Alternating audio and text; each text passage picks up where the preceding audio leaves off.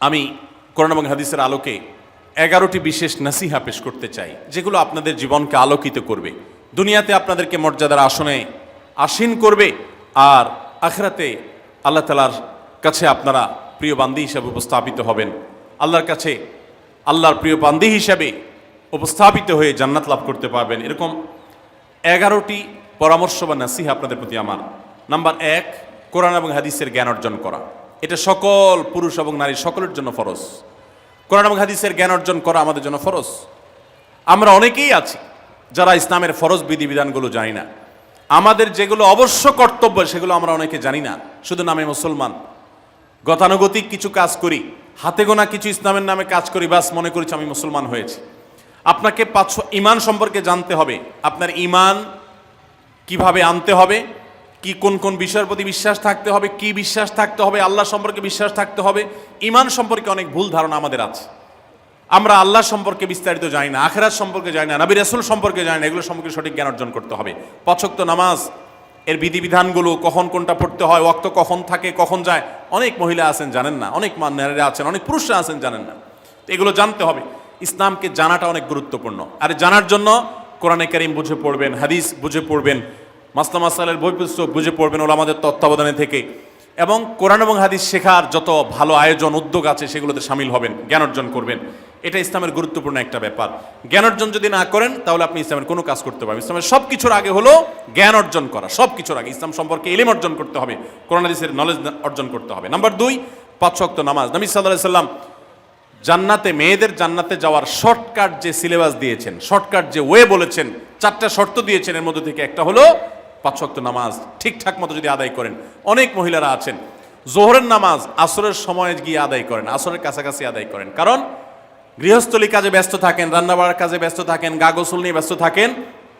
করছি করে এই রান্নাবাড়া করা, সবাইকে খাবার দাবার দেওয়া, ছেলে মেয়েকে খাবার দাবার দেওয়া, ঘর ইত্যাদি মোছা ধোয়া, এগুলো করতে করতে, নিজের গোসল টোসল করতে করতে 3টা 3:30 বেজে যায়। অনেক সময় আসর ওয়াক্তের কাছাকাছি গিয়ে তারপর জোহর নামাজ আদায় করেন। খুবই গর্হিত একটা কাজ। আমার মা বোনরা সতর্ক থাকবেন এ ব্যাপারে, যে নামাজ সময় মতো আদায় করতে হবে। শয়তান আপনাদেরকে একটা ভুল কথা বলে ধোঁকা দেয়, সেটা হলো যে আমি রান্নাবাড়া করছি যে পোশাকে, এই পোশাকে কিভাবে নামাজ পড়বো, তাহলে আমি গোসল টোসল করে একটা নামাজ পড়বো। আর গোসল তো আর সহজে করা হয় না। রান্নাবাড়ার পরে সবাই বাড়ায় খাওয়াই দেওয়া, এরপরে ঘর দুয়ার পরিষ্কার করা, এরপরে সব কাজ শেষে গোসল করা, তারপরে গোসল করে এসে নামাজ পড়া, এসব করতে করতে শয়তান আপনার নামাজটা অনেক পিছায় দেয়। মনে রাখবেন, আপনি যে পোশাকে কাজ করতেছেন ওই পোশাকে যদি দুর্গন্ধ না থাকে, খারাপ না থাকে, ভালো পোশাক হয়, তো ওই পোশাকে আপনি নামাজ পড়তে পারবেন। দুর্গন্ধ থাকলেও শরীরকে ফ্রেশ করার ব্যবস্থা আছে, আপনি ফ্রেশ করে আপনি নামাজে দাঁড়ায় যাবেন। এরপর নামাজ পড়ে বাকি কাজ করবেন। নামাজকে বলবেন না যে আমার অনেক কাজ আছে, এগুলো শেষ করে নামাজ পড়বো।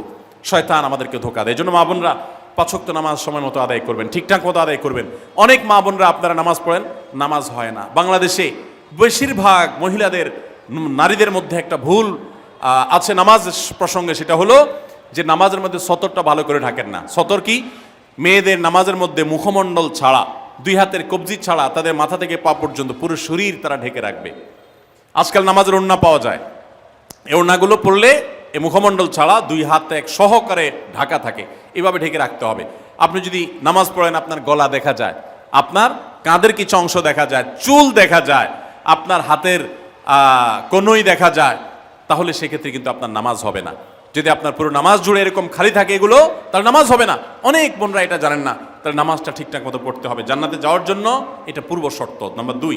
নাম্বার 3, রমজান মাসে রোজা রাখা। রোজা রাখার ক্ষেত্রে আলহামদুলিল্লাহ মা বোনরা রাখেন সাধারণত, কিন্তু রোজা রেখে গীবত, মিথ্যা, শেকায়েত, মানুষের পিছনে সমালোচনা করা, এগুলো করলে রমজান নষ্ট হয়ে যায়, রোজা নষ্ট হয়ে যায়। এগুলো করা যাবে না, এগুলোতে বেঁচে থাকতে হবে।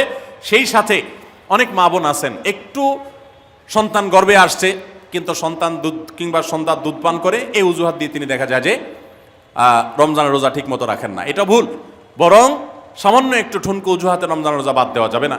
যতক্ষণ পর্যন্ত শক্তি সামর্থ্য আছে রমজানের রোজা ঠিক মতো রাখতে হবে। নাম্বার 3। 4 নম্বর হলো স্বামীর আনুগত্য করা। আমি সবসময় বলি এটা হলো মহিলাদের জন্য তিতা করল্লার আমল।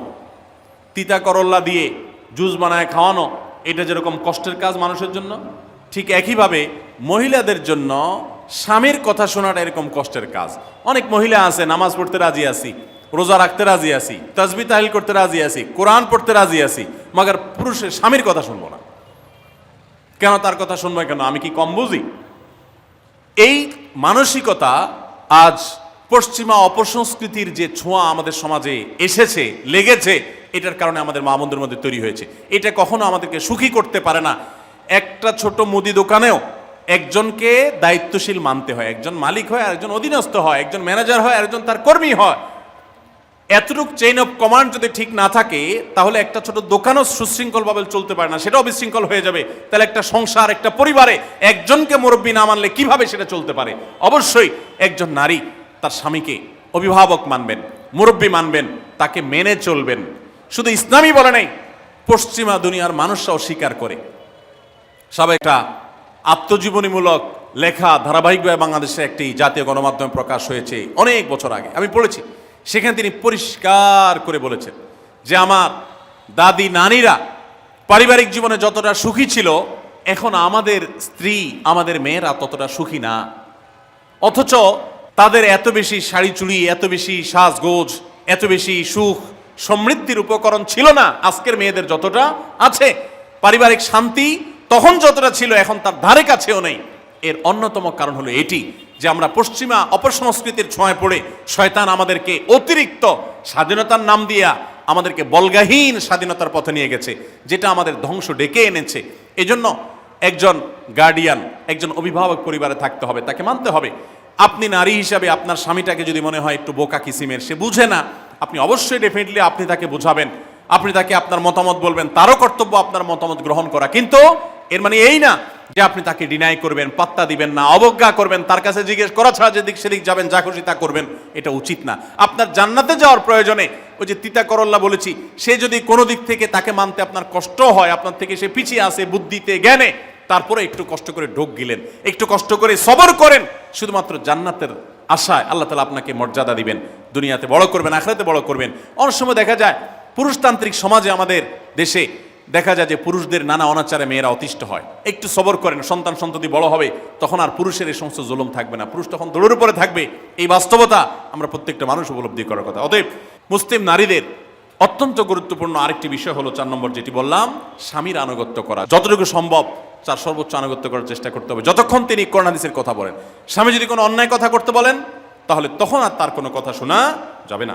নাম্বার 5, একজন মুসলিম নারীর জন্য তার ইজ্জতের হেফাজত অত্যন্ত গুরুত্বপূর্ণ ব্যাপার। এমন একটা সমাজে আমরা বসবাস করতেছি, পাঠ্য বইয়ে শিক্ষার নামে আমাদের সন্তানদের চরিত্র নষ্ট করে দেওয়া হচ্ছে, বিবাহ বহির্ভূত সম্পর্ক করতে তাদেরকে উস্কানি দেওয়া হচ্ছে, শিক্ষার নামে কুশিক্ষা দেওয়া হচ্ছে, যার কারণে আমার সন্তান নষ্ট হয়ে যাচ্ছে।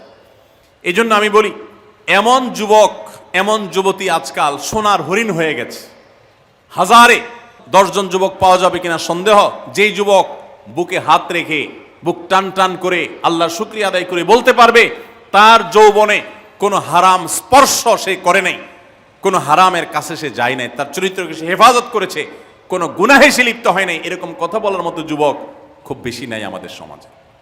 ধ্বংস করে ফেলা হয়েছে বিনোদনের নামে, শিক্ষার নামে, নানা নামে।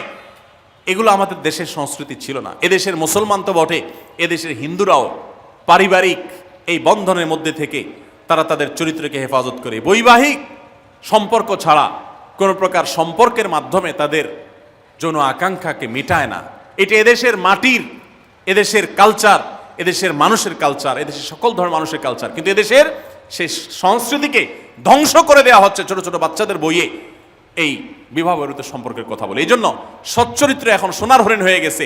নবী সাল্লাল্লাহু আলাইহি সাল্লাম বলেছেন, মাইয়াজমান লি মা বাইনা লিহিয়াইহি ওয়া মা বাইনা রিজলাইহি আদমান লাহুল জান্নাহ। যে ব্যক্তি তার 2 চোয়ালের মাঝখানের অঙ্গ অর্থাৎ মুখ, আর যে ব্যক্তি তার 2 রানের মধ্যবর্তী অঙ্গ, তার লজ্জাস্থানকে হেফাজত করবে, অন্যায় খাতে ব্যবহার করবে না, এটার সংরক্ষণের দায়িত্ব এবং গ্যারান্টি যে ব্যক্তি নিজের ব্যাপারে নিজে নিবে, নবী সাল্লাল্লাহু আলাইহি ওয়াসাল্লাম বলেছেন, আমি তার জন্য জান্নাতের দায়িত্ব নিয়ে নিলাম। যে এটা 2টার দায়িত্ব নিতে পারবে, আমি তার জান্নাতের দায়িত্ব নিলাম। এবং নবী সাল্লাল্লাহু আলাইহি ওয়াসাল্লাম আরো বলেছেন, আকসারু মা ইউদখিলুন নাস আন-নার, মানুষকে সবচেয়ে বেশি জাহান্নামে নিয়ে যায় কোন জিনিসে? আল ফামু আল ফরজ, এই 2টি অঙ্গ, মুখ এবং লজ্জাস্থান। এই জন্য মা বোনরা, অনেকে আপনাদেরকে অনেক প্ররোচনা দিবে, অনেক গুনাহের পথে আহ্বান করবে। আপনাদের মেয়েরা স্কুল কলেজে পড়তে গেলে সেখানে অনেক অন্যায় আবেদন শুনবে, হারামের আহ্বান শুনবে, তাদেরকে সুশিক্ষা দিবেন, যে আল্লাহ তাআলা তোমাকে যে চরিত্র দিয়েছে, এই যৌবন দিয়েছে, এটাকে যেখানে সেখানে ব্যবহার করলে হবে না। কিয়ামতের ময়দানে যুবকদেরকে আলাদা করে জিজ্ঞাসা করা হবে, তোমার যৌবনকালে কি করছো সেটা বলো, বুড়া বয়সে এসে কি করছো এটা ইম্পর্টেন্ট না, যৌবনকালে কি করে আসছো সেটার হিসাব দাও। যৌবনকে হেফাজত করার গুরুত্ব এত বেশি, আল্লাহ আলাদা করে জিজ্ঞাসা করবেন। এই জন্য মা বোনদের কর্তব্য তাদের মেয়েদেরকে, ছেলেদেরকে অসৎ চরিত্রতা থেকে হেফাজত করবেন, সংরক্ষণ করবেন, তাদেরকে বুঝাবেন, তাদেরকে সেভাবে বড় করবেন যে বিয়ে শাদীর মাধ্যমে, সাংসারিক জীবনের মাধ্যমে তোমরা তোমাদের এই জীবনকে তোমরা উপভোগ করবে। আল্লাহ তাআলা তোমাদের জন্য যে নেয়ামত রেখেছেন সেই নেয়ামত তোমরা পাবে, কিন্তু অবৈধ উপায়ে কখনো তোমরা সেদিকে পা বাড়াবে না। যারা বাড়ায় তাদের দুনিয়াতেই ধ্বংস হয়, আখিরাত তো আছেই। এই অবৈধ সম্পর্ক করে সুখে থাকে খুব কম মানুষ। যারা যত বেশি এই জগতে যায় তারা তত বেশি অসুখী থাকে দাম্পত্য জীবনে। অতএব একজন নারী তার 5 নম্বর গুরুত্বপূর্ণ বিষয় হলো তার ইজ্জতের হেফাজত, লজ্জাস্থানের হেফাজত এবং তার চরিত্রের হেফাজত। আল্লাহ তাআলা আমাদের মা বোনদেরকে সেই তৌফিক দান করুন। অনেক সময় দেখা যায় যে সবই ঠিক আছে, আপনি সোশ্যাল মিডিয়াতে পুরুষের ছবি দেখে, ভিডিও দেখে আপনি হারাম আনন্দ পাচ্ছেন।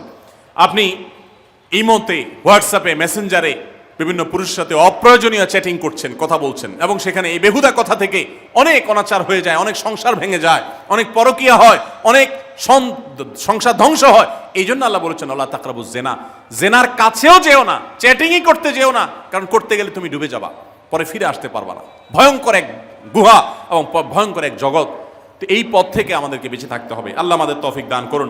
নাম্বার 6, মা বোনদের জন্য গুরুত্বপূর্ণ বিষয় হলো সন্তানদের লালন পালন করা। আপনি বাজার থেকে 2-4 কেজি আম কিনে খাইছেন, এটাতে আপনি যতটা সুখী হতে পারবেন, আপনি যদি একটা আমের গাছ লাগাই দিতে পারেন তাহলে তার চাইতে অনেক বেশি সুখী হতে পারবেন, আপনি বেশি লাভবান হবেন, আপনি মনকে মন আম খেতে পারবেন, আপনার বংশধররা খেতে পারবে। নিজে আমল তো করবেনই মায়েরা, বোনেরা, পাশাপাশি সন্তানদেরকে যদি আল্লাহ ভীরু বানান, মুত্তাকি বানান, পরহেজগার বানান, কোরআন হাদিস শিখান, তাদেরকে যদি পর্দা শিখান, তাদেরকে যদি চরিত্রের হেফাজত শিখান, তাদেরকে যদি ভালো মানুষ বানানো শিখান, তাহলে আপনি আম গাছ লাগানোর মতো ফলের গাছ লাগাই গেলেন, সওয়াবের গাছ লাগাই গেলেন। দুনিয়া থেকে চলে যাবেন, নেক সন্তানের আমল যেগুলো আপনি শিখাই দিয়ে গেছেন এগুলোর সওয়াব আপনি পেতে থাকবেন। ছেলেটাকে সূরা ফাতিহা নিজে শিখাবেন, মেয়েটাকে সূরা ফাতিহা নিজে শিখাবেন, নিজে ভালো করে শিখবেন, তাহলে মরণ পর্যন্ত এই ছেলে যতবার সূরা ফাতিহা পড়বে প্রত্যেক নামাজে আপনি কিন্তু সওয়াব পেয়ে থাকবেন, কারণ আপনি শিখাই দিয়ে গেছেন, আপনি শুরুটা করে দিয়ে গেছেন। এই জন্য মা বোনদের জন্য সন্তানদের লালন পালন করা, সন্তান দুধে ভাতে আছে কিনা, ভালো জামা কাপড় পরছে কিনা, এর চাইতে ইম্পর্টেন্ট হলো সন্তান আমার নামাজ পড়ছে কিনা, সন্তান আমার আল্লাহকে চিনে কিনা, সন্তান আমার কোরআন হাদিসের শিক্ষা পেয়েছে কিনা। সন্তান একদিন স্কুলে যায় না, তার জন্য আমার মাথা খারাপ হলে, সন্তান একদিন নামাজ পড়ে না এক ওয়াক্ত, তার জন্য আরো বেশি মাথা খারাপ হতে হবে। তাহলে আপনি দায়িত্বশীল মা হতে পারবেন, দায়িত্বশীল বাবা হতে পারবেন। মনে রাখবেন নবী সাল্লাল্লাহু আলাইহি ওয়াসাল্লাম বলেছেন, প্রত্যেকটা শিশু জন্মগ্রহণ করে ভালো মানুষ হয়ে, কেউ জন্মগতভাবে খারাপ হয় না, ডাকাত হয়ে জন্মায় না, তবে তার মা বাপ তাকে নষ্ট করে। কারণ মা বাপ তাকে ঠিক মতো লালন পালন না করে, ভালো পরিবেশ দেয় না, খারাপ ছেলেফেলের সাথে মিশে, তখন সে নষ্ট হয়। এই জন্য আপনার দায়িত্ব সন্তান কার সাথে মিশছে, কোথায় যাচ্ছে, কি করতেছে, মোবাইলে কি দেখছে, সন্তানকে সময় দেন, মোবাইল টিপাটিপি বন্ধ করেন, তাদেরকে নিয়ে বসেন, তাদেরকে কথা শোনান, কোরআন হাদিস পাঠ করে শোনান, তাদেরকে ভালো পরিবেশ দেন, ভালো ফ্যামিলির, দিনদার ফ্যামিলির বাচ্চাদের সাথে তাদেরকে মিশান। ইনশাআল্লাহ আপনি আল্লাহর কাছে এর জন্য উত্তম বিনিময় পাবেন, সওয়াব পাবেন। নাম্বার 7, মা বোনরা বিশেষ করে আপনাদের জন্য গুরুত্বপূর্ণ হলো কৃতজ্ঞতা আদায় করবেন। পুরুষদের জন্য গুরুত্বপূর্ণ, কিন্তু মা বোনদের জন্য বিশেষ গুরুত্বপূর্ণ এই জন্য যে নবী সাল্লাল্লাহু আলাইহি ওয়াসাল্লাম বলেছেন, তিনি জাহান্নামে নারীদেরকে যে দেখেছেন, তাকে যে দেখানো হয়েছে মেরাজে, যে প্রচুর সংখ্যক নারীরা জাহান্নামে, এর অন্যতম একটা কারণ ছিল নেয়ামতের নাশকরি করা। পুরুষদের মধ্যেও নাশকরির কারণে বহু পুরুষ জাহান্নামে যাবে। মা বোনরা স্বামী এবং নিজের জগতে যতটুকু আল্লাহ তাআলা দিয়েছেন এতটুকুর উপর শুকর আদায় করবেন। আপনার স্বামী মানুষটা হয়তো মুখটা খারাপ, কিন্তু তার শরীরটা ভালো আছে, সে আপনাকে উপার্জন করে এনে খাওয়ায়। অনেক মহিলা আছে তার স্বামী হয়তো অ্যাক্সিডেন্ট করে পঙ্গু হয়ে গেছে, সে হয়তো বিছানা শুয়ে বাকি জীবন কাটিয়েছে, তার কষ্টের কোনো শেষ নাই। আপনার স্বামী হয়তো বা তার কোনো দিক থেকে দুর্বলতা আছে, আবার বহু দিক থেকে তার ভালো গুণ আছে। একই কথা পুরুষদের জন্য ইসলাম নির্দেশ করেছে যে তার স্ত্রীর একটা গুণ খারাপ দেখে যদি তার কষ্ট লাগে, তো সে চিন্তা করলে 10টা গুণ ভালো দেখবে, সেটা দেখে শুকর আদায় করা উচিত। এই শুকরিয়া আদায় করা ছাড়া পুরুষ হোক নারী হোক কেউ আল্লাহর প্রিয় বান্দা হতে পারবে না। এজন্য আল্লাহর কাছে শুকরিয়া আদায় করবেন। মায়েরা বিশেষ করে শ্বশুরের বাড়িতে যাওয়ার পর প্রথম অনেক কষ্ট হয়। আমি সবসময় বলি, শ্বশুর বাড়িতে যাওয়ার পর মেয়েরা আমাদের দেশে নানান জুলুম নির্যাতন সহ্য করতে হয়। শাশুড়ি বাঁকা চোখে দেখে, সব শাশুড়ি না, অনেক শাশুড়ি, অনেক সময় ননদরা বাঁকা চোখে দেখে, স্বামী লোকটা জ্বালায় নানাভাবে, দেবররা জ্বালায় নানানভাবে, মানুষ খোঁচাখুচি করে, কষ্ট দেয়। একটু ধৈর্য ধারণ করেন, আল্লাহ তাআলা আপনার সংসারে যখন 2-4টা সন্তান দিবে, এরা যখন বড় হয়ে যাবে, এগুলো সব আপনার বাহিনী হয়ে যাবে, তখন দেখবেন ওই বুড়া আস্তে আস্তে চুপসে গেছে, বুড়ার বড় কোনো গলা নাই, বড় কোনো কথা নাই, কারণ পোলাপান সব মায়ের পক্ষে থাকে, বুড়া সব আস্তে আস্তে সাইজ হয়ে যায়। এই জন্য মা বোনরা সবর করবেন, ধৈর্য ধারণ করবেন, খবরদার ধৈর্য হারা হবেন না, শুকর আদায় করবেন। নাম্বার 8, কখনো মুখ খারাপ করবেন না, গালিগালাজ করবেন না, অভিশাপ দিবেন না। অনেক সময় পোলাপান একটু উল্টাপাল্টা করলে তাদেরকে অনেক মা অভিশাপ দিয়ে দেন, গজব ঠাডা দিয়ে দেন, বদদোয়া করেন, মুখ দিয়ে খারাপ কথা বলে ফেলেন। এগুলো খুব খারাপ জিনিস। নবী সাল্লাল্লাহু আলাইহি সাল্লাম বলেছেন, যদি কাউকে গজব ঠাডা দেওয়া হয় তো এটার উপযুক্ত না হলে যে দেয় তার উপরে এসে পড়ে, এরকম ভয়াবহ একটা বিষয়। এই জন্য কোন অবস্থাতে এগুলো যেন না হয়। এবং মেয়েদের জাহান্নামে যাওয়ার অন্যতম, বেশি জাহান্নামে যাওয়ার অন্যতম একটা কারণ এটাও যে তাদের মধ্যে, অনেকের মধ্যে, আমি সবার কথা বলছি না, যে এই ধরনের গালিগালাজ করা, অভিশাপ দেওয়ার বদস্বভাব আছে। এই বদস্বভাব বহু পুরুষের মধ্যেও আছে, সবাইকে ছাড়তে হবে। নাম্বার 9, আত্মীয়তার বন্ধন রক্ষা করার পরে দায়িত্বশীল হতে হবে। স্বামীকে স্বামীর ভাই বোনের সাথে সম্পর্ক ভালো রাখতে কখনো বাধা দিবেন না। অনেক মহিলা আছে বোকার মতো কাজ করে। স্বামী যদি স্বামীর ভাইকে টাকা পয়সা দেয় সে অপছন্দ করে, স্বামী যদি স্বামীর বোনকে টাকা পয়সা দেয় সে এটাকে পছন্দ করে না, মা বাবার খোঁজ খবর বেশি নিলে তার কাছে ভালো লাগে না। এই মহিলা হলো নির্বোধ। কেন নির্বোধ? কারণ নবী সাল্লাল্লাহু আলাইহি সাল্লাম বলেছেন যে মান সাররাহু আন ইউবসাতালাহু ফি রিজকিহি আও ইউনসালাহু ফি আথারি ফালিয়াসিল রাহিমা, যে ব্যক্তি চায় তার রিজিকে আল্লাহ বরকত দেখ, তার হায়াতে বরকত দেখ, সে যেন রক্ত সম্পর্কে আত্মীয়দের সাথে সম্পর্ক বেশি ভালো রাখে। তাহলে আপনার স্বামীর রিজিক বেশি হোক, টাকা পয়সা বেশি হোক, তার হায়াতে বরকত হোক, এটা যদি আপনি চান তাহলে আপনি বরং তারা উৎসাহিত করা উচিত। তোমার ভাইটার খবর নাও, তোমার বোনটার বাড়িতে যাও, তোমার মা বাপের খেদমত করো, তাদের সাথে যত সম্পৃক্ত থাকবে আপনার স্বামীতে আল্লাহ তাআলা তত বরকত দান করবেন। এই জন্য তাকে সেটা করবেন। আবার পুরুষদেরও উচিত মেয়েদেরকে সুযোগ দেওয়া, তারা তাদের বাপ, মেয়েরও তো কর্তব্য আছে তার বাপ মার প্রতি, বাপ মার খেদমত করবে, বাপ মার জন্য হাদিয়া তোফা দিবে। অনেক পুরুষরা আছে মেয়েদের পাওনা অধিকারই দেয় না, হাদিয়া তোফা কোত্থেকে দিবে, তাদের মহরটাই দেয় না, তাদের হাত খরচ দেয় না। আলাদা কিছু হাত খরচ দেওয়া উচিত, যে তার মতো সে খরচ করবে, তার মা বাপের জন্য খরচ করবে। এগুলোর বিনিময়ে আমরা আল্লাহর কাছে জান্নাত পাবো। অতএব এই আত্মীয়তার সম্পর্ক রক্ষা করা গুরুত্বপূর্ণ। নাম্বার 10, সাদাকা করবেন। সাদাকা জাহান্নাম থেকে মুক্তির কারণ। নবী সাল্লাল্লাহু আলাইহি সাল্লাম জাহান্নামের ব্যাপারে সতর্ক করেছেন আপনাদেরকে, আমাদের সবাইকে। অতএব সাদাকা দিলে জাহান্নাম থেকে মুক্তির একটা পথ আমরা পাই, সুগম হয়। এবং নবী সাল্লাল্লাহু আলাইহি সাল্লামের সময় মহিলা সাহাবীরা তাদের গহনা খুলে আল্লাহর রাস্তায় দান করতেন। এই জন্য মসজিদ, মাদ্রাসা, বিভিন্ন গুরুত্বপূর্ণ যে দানের খাতগুলো আছে সেগুলোতে বেশি বেশি দান করবেন, বেশি বেশি আল্লাহর রাস্তায় ব্যয় করবেন, যতটুকু তৌফিক আছে ততটুকু। এখন মহিলারা দান করবে কোত্থেকে? পুরুষরা মহরের টাকাই পরিশোধ করে না, বেচারে দান করবে কোত্থেকে? এই জন্য পুরুষরা দায়ী হবে। এবং মহিলারাও তাদের মহরের টাকা যেন অনাদায় না থাকে, তারা যেভাবে চেষ্টা করলে হয় সেভাবে চেষ্টা করবেন। এবং তাদের হাত খরচ আলাদা দেওয়া উচিত, এবং তারা পর্দার মধ্যে থেকে তাদের মতো উপার্জনও করতে পারেন, সেটাও শরীয়ত তাদের জন্য সুযোগ রেখেছে। যেভাবে হোক তারাও সাদাকার চেষ্টা করবেন। 11 নম্বর সর্বশেষ হলো সময়ের অপচয় করবেন না। এখন এমন একটা সময় চলছে বেশিরভাগ মানুষ জাহান্নামে যাবে, যেই কারণে আজকের যুগে সবচেয়ে বেশি আমরা বিপদগামিতার মুখে যাচ্ছি, যে কারণে সেটার অন্যতম হলো এই স্মার্টফোনের অপব্যবহার। আমরা অনেকে আছি টেলিভিশনের বিভিন্ন সিরিয়ালে আসক্ত, অনেকে আছি বিভিন্ন নাটক সিনেমায় আসক্ত, অনেকে আছি ফেসবুক এবং ইউটিউবে এগুলোতে আসক্ত।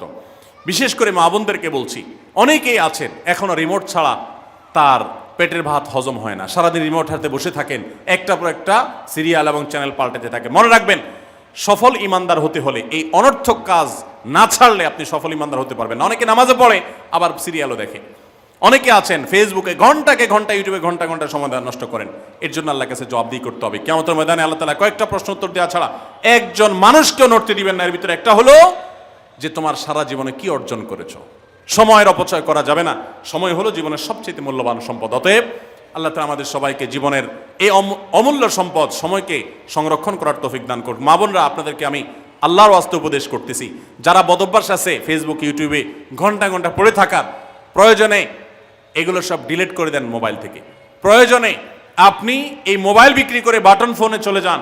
নিজের বদভ্যাসকে নিয়ন্ত্রণ করতে না পারলে প্রথমে চেষ্টা করেন, এরপর না পারলে প্রয়োজনে বাদ দিয়ে দেন। আল্লাহর জন্য যদি ত্যাগটা করেন, কেমন বলতে পারেন, আল্লাহ গুনাহ থেকে বাঁচার জন্য, তোমাকে খুশি করার জন্য আমি স্মার্টফোন পর্যন্ত রাখি নাই, বাটন ফোনে চলে গেছি। আল্লাহ তাআলা খুশি হবেন ইনশাআল্লাহ বিইذنিল্লাহ। বহু মায়েরা তাদের সন্তান নষ্ট হয়ে যাচ্ছে এই মোবাইলের আসক্তি, সিরিয়ালের আসক্তির কারণে। তাদের স্বামীর সাথে সম্পর্ক নষ্ট হয়ে যাচ্ছে এই সমস্ত আসক্তির কারণে। অনেক গুনাহের পথে তারা চলে যাচ্ছেন এই সমস্ত আসক্তির কারণে। এই জন্য এগুলোকে নিয়ন্ত্রণ না করলে আপনি কখনো নেককার হতে পারবেন না। আপনার সন্তানকে মোবাইল দেখে খাওয়াবেন না। আমি আমার সন্তানকে মোবাইল দেখে খাওয়াই না। আমরা সব জায়গায় বলি মোবাইল দেখা, কার্টুন দেখায়া, মোবাইল দেখায়া বাচ্চাকে খাওয়াবেন না। বাচ্চা কাচ্চা এখন ক্রেজি হয়, আধপাগল কিসিমের হয়, জিদি হয়, বদমেজাজি হয়, ভাঙচুর করে। কেন হয়? কারণ সারাদিন আপনি ওর মোবাইলে কি দেখান? কার্টুন দেখান। কার্টুন মানে কি? মার মার কাট কাট, হ্যাঁ, সব কিছু ধ্বংস করে ফেলা, গুলি করা, বোমা মারা, হ্যাঁ, সাপ হয়ে সব খেয়ে ফেলা, এটাই তো। এগুলো বাচ্চাদেরকে ক্রেজি করে, বাচ্চাদেরকে মানসিকভাবে অসুস্থ করে, ধ্বংস করে দেয়। তাদেরকে ফিজিক্যাল খেলাধুলা শারীরিকভাবে করতে পারে এরকম খেলাধুলার ব্যবস্থা করেন, দৌড়াদৌড়ি করার ব্যবস্থা করেন। বাচ্চারা সুস্থ থাকবে, ভালো থাকবে।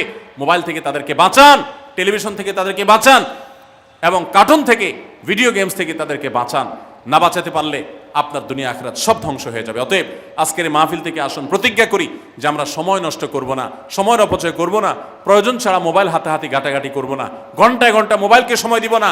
অনেক মেয়েরা আছেন, অনেক পুরুষরা আছেন, এই একটি অপকর্মের কারণে তার শিক্ষা জীবন ধ্বংস হয়ে যায়, চাকরি নষ্ট হয়ে যায়, ব্যবসা লাডে উঠে, মা বাবার সাথে সম্পর্ক নষ্ট হয়, স্বামী স্ত্রীর সম্পর্ক নষ্ট হয়, সাংসারিক জীবন ধ্বংস হয়ে যায়, সব কিছু ধ্বংস হয়ে যায় শুধু এই মোবাইল ফোনের অনিয়ন্ত্রিত ব্যবহার করার কারণে। যারা মোবাইলকে নিয়ন্ত্রণ করতে পারেন না, ডাইরেক্ট হয়ে গেছেন, সারাক্ষণ হাতে হাতে মন চায়, তারা একটা শক্ত সিদ্ধান্ত নেন, প্রয়োজনে আমি স্মার্টফোন বিক্রি করে দিব। 6 মাস 8 মাস আপনি কিছুদিনের জন্য, 1 বছরের জন্য বাটন ফোনে চলে যান, এরপর আবার ব্যাক করলে আশা করা যায় আল্লাহ আপনাকে হেফাজত করবেন। এবং ইসলামের নাম দিয়ে, অনেকে বলে আমি ইউটিউবে ওয়াজ শুনি, ফেসবুকে ওয়াজ শুনি, ওয়াজের নাম দিয়া আপনি যে কি করেন কি না করেন সেটা আপনার আরশের মালিক সবই জানেন। অতএব যে ওয়াজ শুনতে গিয়ে আপনার আকাম কুকাম করা লাগে, খারাপ জিনিস দেখা লাগে, ওই ওয়াজ শোনার কথা আপনাকে ইসলাম বলে নেই। আল্লাহ তাআলা আমাদের সবাইকে সবগুলো বিষয় আমল করার তৌফিক দান করুন। আমরা আবারও বলছি, আজকে আমাদের মা বোনদেরকে লক্ষ্য করে বিশেষ করে যে 11টি করণীয় আপনাদের জীবনকে সোনালী জীবনে পরিণত করতে পারে, আপনাদের জীবনটাকে সমৃদ্ধ করতে পারে, সুখী করতে পারে, এবং আল্লাহর কাছে আপনাদেরকে জান্নাতের উপযুক্ত করবে। কিয়ামতের ময়দানে সুন্দর হাসি, সুখের হাসি, তৃপ্তির হাসি আপনাদেরকে হাসাবে ইনশাআল্লাহ। সেই 11টি নসিহা, সেই 11টি বিষয়ের প্রথমটি হলো কোরআন এবং হাদিসের জ্ঞান অর্জন করবেন। অনেক ভালো ভালো বই আছে কোরআন হাদিস ভিত্তিক, সেগুলো পড়বেন। দিন শিক্ষার যত আয়োজন আছে সেগুলোর সাথে সম্পৃক্ত হবেন। অনলাইনে অনেক কোর্স করা যায়, সেগুলোতে আপনি সম্পৃক্ত হতে পারেন। যেভাবে হোক আপনাকে কোরআন হাদিসের কথা জানতে হবে। আল্লাহ কি বলেছেন, রাসূল সাল্লাল্লাহু আলাইহি ওয়াসাল্লাম কি বলেছেন, মাসালা মাসাইল কখন কি করা উচিত, কোরআন হাদিসে কি বলা আছে, এগুলো জানতে হবে আপনাকে। যতটুকু সম্ভব জানার চেষ্টা করবেন। নাম্বার 2, 5 ওয়াক্ত নামাজ সঠিকভাবে আদায় করবেন, সময় মতো আদায় করবেন। জোহরের ওয়াক্ত বাসার কাজ কাম শেষ করে গোসল করে একেবারে 3টার দিকে একসাথে পড়বো, এটা করা যাবে না, বরং সময় মতো আদায় করতে হবে। এবং মেয়েদের যে সতর, এই সতর ঢাকার পরে সতর্ক থাকতে হবে। পুরো শরীর মুখমণ্ডল ছাড়া যেন ঢাকা থাকে, চুল, গলা, হাতের গোছা, কনুই, এগুলো যেন দেখা না যায়, খেয়াল রাখতে হবে। এবং নামাজ ধীরে ধীরে পড়তে হবে। অনেক মহিলা অনেক দ্রুততার সাথে নামাজ পড়েন, এবার পড়লে হবে না। নাম্বার 3, রমজানের রোজা ঠিক মতো রাখতে হবে, যথাযথভাবে রাখতে হবে। রোজা রেখে গীবত, শিকায়েত, মিথ্যা, গালমন্দ এগুলো করা যাবে না। নাম্বার 4, স্বামীর আনুগত্য করতে হবে। নিজের কাছে খারাপ লাগলেও একটু সবর করতে হবে, যতক্ষণ পর্যন্ত স্বামী ন্যায়সঙ্গত কথা বলে, অন্যায় কাজ করতে না বলে, গুনাহের কাজ করতে না বলে, ততক্ষণ পর্যন্ত তার কথা মানতে হবে। নিজের খারাপ লাগলেও মানবেন, আপনার জান্নাতের প্রয়োজনে, সুশৃঙ্খলার প্রয়োজনে, পারিবারিক শান্তির প্রয়োজনে। ইনশাআল্লাহ আপনি সুখে থাকবেন দুনিয়া এবং আখিরাত উভয় জগতে। নাম্বার 5, নিজের ইজ্জত সম্ভ্রম হেফাজত করবেন। অনলাইনে অফলাইনে কারোর সাথে হারাম সম্পর্ক করবেন না, কোনো গায়ের মারাম পুরুষের সাথে অযথা যোগাযোগ করবেন না, চ্যাটিং করবেন না, এবং সোশ্যাল মিডিয়াতে হারাম জিনিস দেখা থেকে নিজের চোখকে হেফাজত করবেন, বাঁচিয়ে রাখবেন। নাম্বার 6, নিজের সন্তানদেরকে দিন শিখাবেন, তাদেরকে কোরআন হাদিস শিখাবেন, উত্তমভাবে লালন পালন করবেন, তাদেরকে নামাজ শিখাবেন, মেয়েদেরকে পর্দা শিখাবেন, তারা যেন চরিত্রে হেফাজত করে সেই শিক্ষা তাদেরকে দিবেন। উপযুক্ত হওয়ার পর ছেলে মেয়েকে বিয়ে দিবেন, কোনোভাবে যেন হারাম সম্পর্কে না জড়ায় সেজন্য সাবধান থাকবেন। ভালো ফ্যামিলির সাথে তাদেরকে উঠা বসা করাবেন, ভালো শিক্ষা প্রতিষ্ঠানে দিবেন যেখান দিলে তার ইমান আমল হেফাজত থাকবে। নাম্বার 7, আল্লাহর শুকরিয়া আদায় করবেন, বান্দারও শুকরিয়া আদায় করবেন। আল্লাহ যা দিয়েছেন, যতটুকু আছে স্বামীর সংসারে, আলহামদুলিল্লাহ বলতে শিখবেন, আল্লাহ তাহলে বাড়াই দিবেন ইনশাআল্লাহ। নাফরমানি, নাশুকরি করবেন না, তাহলে আপনি নিজেই ক্ষতিগ্রস্ত হবেন, কষ্টের মধ্যে থাকবেন। আর শুকরিয়া আদায় করলে আপনার নিজেরই মানসিক প্রশান্তি হবে, আল্লাহর নেয়ামত বাড়িয়ে দিবেন। নাম্বার 8, কোনো প্রকার অভিশাপ গালমন্দ করবেন না, সেটা ছেলে মেয়েকে হোক, সংসারকে হোক, স্বামীকে হোক, কোনো কিছু না, ধৈর্য ধারণ করতে হবে। পুরুষদের জন্য এই কথাগুলো প্রযোজ্য। আর নাম্বার 9, আত্মীয়তার সম্পর্ক রক্ষা করতে হবে, ছিন্ন করা যাবে না। নিজের স্বামীকে তার বাপ, তার বোন, তার মা, তার ভাই, তাদের সাথে সুসম্পর্ক বজায় রাখতে সাহায্য করবেন, বাধা দিবেন না, পারলে আরও সাহায্য করবেন, এতে আপনারই লাভ হবে। আবার স্বামীদেরও উচিত স্ত্রীকে তার পরিবারের সাথে সম্পর্ক বজায় রাখার জন্য সাহায্য করা। মেয়েদের উচিত তাদের মা, তাদের বোন, ভাই, তাদের সাথে আজকাল মোবাইলে যোগাযোগ করা যায়, খোঁজখবর নেবেন, কথাবার্তা বলবেন। স্বামীর সংসারে আসছেন দেখে বাপের সংসার ভুলে যাবেন, সেটাও যেন না হয়, খেয়াল রাখতে হবে। নাম্বার 10, যতটুকু সম্ভব দান সাদাকা করবেন, জান সাদাকা জাহান্নাম থেকে মুক্তির কারণ হয়, সেটার জন্য সাধ্য অনুযায়ী করবেন। পুরুষরা তাদের জন্য এই ক্ষেত্রে হেল্প করবেন, যাতে তাদের মোহর ইত্যাদি দেওয়া, মাসে হাত খরচ কিছু দেওয়া, যাতে তারা সাদাকা করতে পারে সেই সুযোগ। আজকাল দেখা যায় অনেক মেয়েরা টাকা পয়সা পেলে মার্কেটে চলে যাবেন, কি কিনবে এটা নিয়ে অস্থির হয়ে যান। মার্কেটে আপনি যা দরকার হলে যাবেন, কেনা দরকার হলে কিনবেন, কিন্তু দানের জন্য একটা খাত রাখবেন, পারিবারিক সাদাকা বাক্স একটা বাক্স রাখবেন, যে খুচরা টাকা পয়সা বা বিভিন্ন টাকা পয়সা ছেলে মেয়েরা রাখবে, আপনি রাখবেন, উৎসাহিত করবেন, এটা দিয়ে একটা গরিব ফ্যামিলি মুখে হাসি ফোটাবেন, একটা ভালো কাজ করবেন, পারিবারিকভাবে এরকম দানের ব্যবস্থা করবেন। বোনেরা, সর্বশেষ হলো সময় নষ্ট করবেন না সোশ্যাল মিডিয়াতে। আল্লাহর ওয়াস্তে এটা থেকে নিজেকে বাঁচাবার জন্য সংগ্রাম করেন। যারা এখনো এই রোগ থেকে বাঁচতে পারেন নাই, আল্লাহর কসম করে বলছি, দুনিয়ার জীবনটাই ধ্বংস হবে, অসুখী থাকবেন, অশান্তিতে থাকবেন, আখিরাতের ধ্বংস তো আছেই। অতএব ফেসবুক, ইউটিউব এটা যদি আপনাকে দেখতে হয়, খারাপ কিছু যেন না আসে সেভাবে ফিল্টার করে নেবেন, এবং নিয়ন্ত্রিত নির্দিষ্ট সময়ের বেশি দেখবেন না। 10 মিনিট সকাল দুপুর রাত, এর বেশি বিকাল, আমি এর বেশি দেখবো না, ঘন্টায় ঘন্টা টিপবেন না। অনেক মহিলা আছে স্বামীকে সময় দেওয়ার সুযোগ নাই, সন্তানের দিকে তাকাবার সুযোগ নাই, উনি টেলিভিশন এবং মোবাইলে আসক্ত, এবং এটা আমাদের সমাজকে ধ্বংস করে দিচ্ছে। নিজের ক্ষতি নিজে করছেন, নিজের পায়ে কুঠারাঘাত করছেন। আল্লাহ তাআলা আমাদের সবাইকে এই সব বিষয়গুলোকে মেনে চলে, এই 11টা পয়েন্টকে মেনে চলে আমাদের মা বোনদের জীবনকে সমৃদ্ধ করার তৌফিক দান করুন। আমাদের সবাইকে আল্লাহ তাআলা আমল করার তৌফিক দান করুন। জাযাকুমুল্লাহু খাইরা ওয়া আখিরু দাওয়ানা আনিল হামদুলিল্লাহি রাব্বিল আলামিন।